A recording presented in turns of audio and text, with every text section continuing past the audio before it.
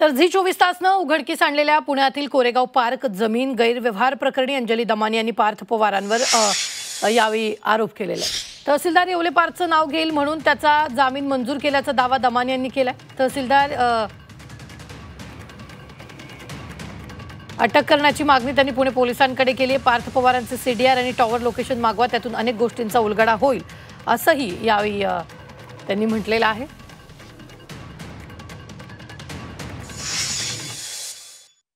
Interim bell त्यांचं मंजूर झालं 1 लाख रुपयाचं, आणि त्याची ऑर्डर देखील मी आता काही वेळात सगळ्या माध्यमांना देतेय।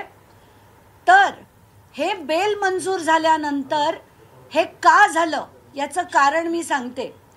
हे का झालं तर ज्या दिवशी येवलेला स्टेटमेंटसाठी पोलीस स्टेशनमध्ये आणण्यात येईल किंवा त्याला अटक होईल तेव्हा सगळं तो बाहेर काढावं त्याला लागेल।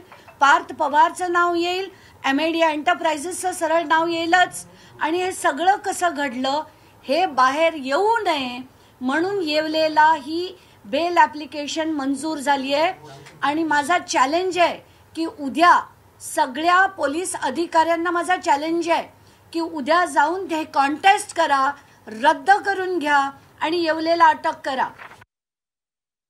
दुपारी 1 ते संध्याकाळी 4:30 पार्थ अजित पवार यांचा टावर लोकेशन काढण्याची मी मागणी करतेय।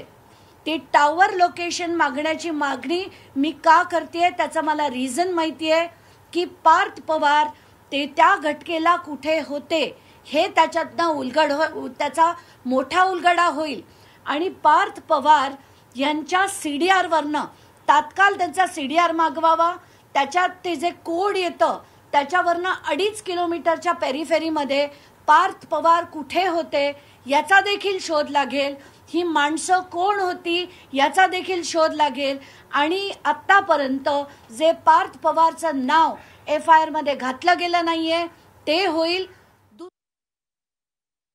म्हणजे याच्यात अमेडियानी नुसतं एक डॉक्युमेंटच नाही, पोलिसांवर दबाव, जी मिनिस्ट्री ऑफ एन्व्हायरमेंट सेंट्रल गव्हर्नमेंटच्या मिनिस्ट्रीच्या याच्याकडली असलेली जमीन ती सुद्धा बळकावण्याचा प्रयत्न केला।